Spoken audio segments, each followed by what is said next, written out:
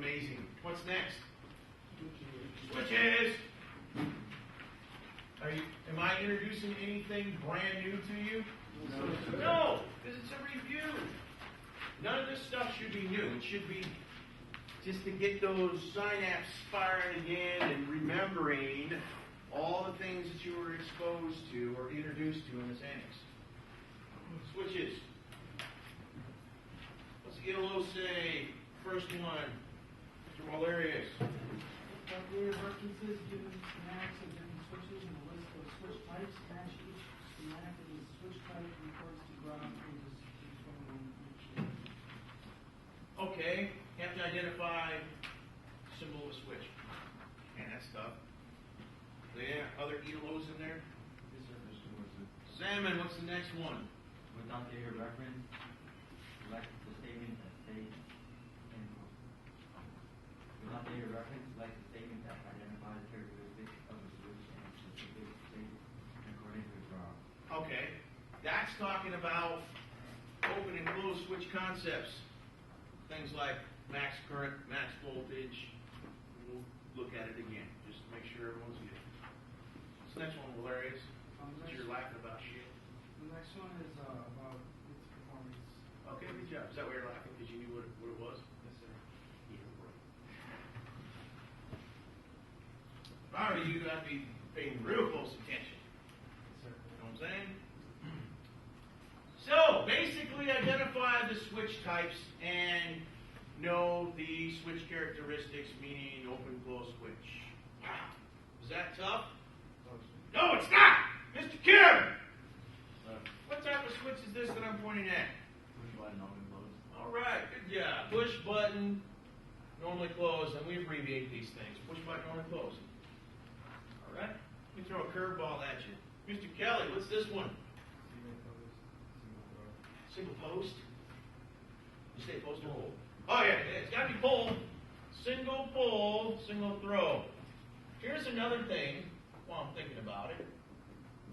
We have a couple of characteristics. It's called a pole and a throw. What is the pole? That's the movable part of the switch. Movable.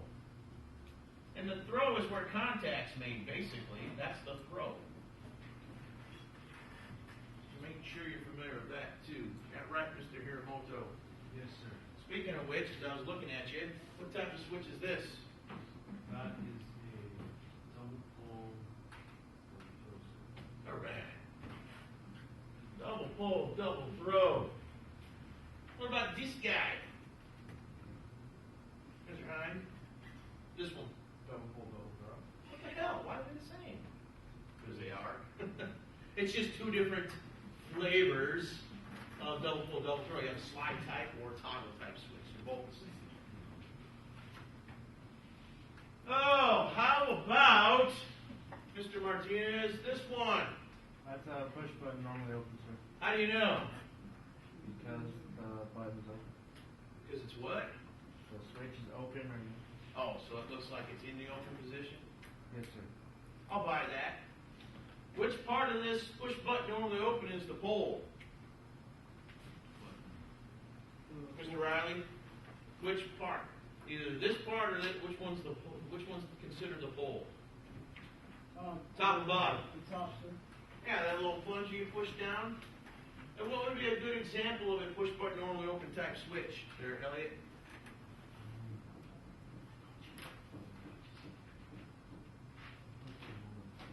No, I said open! Push button normally open. What's an example? Trick or treat! A what? No, not a trick or treater. A what? A doorbell. Stay awake. Which type of switch would be used to temporarily close a circuit? Temporarily close a circuit. Yeah, one we just got done talking about, right? Doesn't that make sense? Doorbell. It's always in an open position, but once you go and press it, now you're making contact and complete the circuit, aren't you? And then the bell goes ding dong, and your dog gets all crazy. This push button on the close is kind of like the car door or the refrigerator light. Makes sense, right? This top right switch, what is that, Mr. Goss? Single pole, double throw. Single pole, double throw. How do you know? There's a single pole and 2 throws. Why you asking my question like an answer? Or why you answering my question like an answer? Or answering my question like a question? You got to be sure about yourself. Because there's 1 throw and 2 pulls. Outstanding! Or the way around. Outstandingly. Pole and 2 throws. How many pulls are there? Or removable parts? 1. One. Well, that's where the single piece comes in. And how many points of contact can be made in that? Switch 2. Double throw. Shut your mouth, Edgar. You're next. What's this one? Double full single throw. Are you sure about Yes, that? sir. How do you know? There's 2 movable parts and 1 throw for each of the 3 movable parts. What's this dashed line? It means game. It's gang, exactly. Good. Gang together or mechanically joined. Yes. Same as this one down here. All right. Now, open and close switch concepts, Mr. Feller. Tell me what you know, characteristic-wise, about an open switch. Open switch, you can't get, Blade wood. it's like,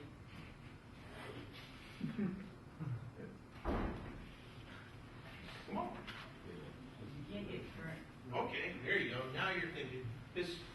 Remember when we did this? Max and min. So that'd be like min current, right? Or no current. Yeah, that's like making a break. Make a break for it. What about maximum? Maximum what in an open switch? Or an open in a circuit? Max what? Voltage and rise to resistance. You have to know these things. You have to know these things. Because resistance is futile. An open switch. If I were to take a voltage reading or set my meter up to read volts, and I place it across the open switch, and I have a circuit that is active or has potential applied to it, what am I most likely going to read across that open? Voltage. Yeah, probably near source. That's where the max voltage piece comes in. Yeah, it's going to be near source. Max resistance because it's open and there's no current. So that's like infinite resistance. Good? All right. What about a closed switch? Mister!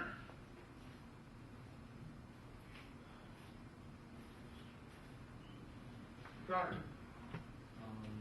Closed switch has maximum current and minimum resistance. And minimum resistance and something else. Voltage drop. Yes, but you don't look too sure about it. So the max current, that should make sense. Switch is closed, it's conducting max conduction. That should be like perfectly sensible. But the minimums of voltage and resistance, first resistance should make sense because if there's no opposition, I'm going to have max current in a closed switch. That should make perfect sense. And how much voltage is a piece of wire going to develop if it's already at minimum resistance?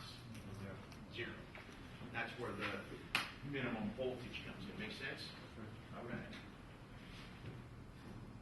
Which one of these switches can I take 2 of to create this double pole, double throw type switch?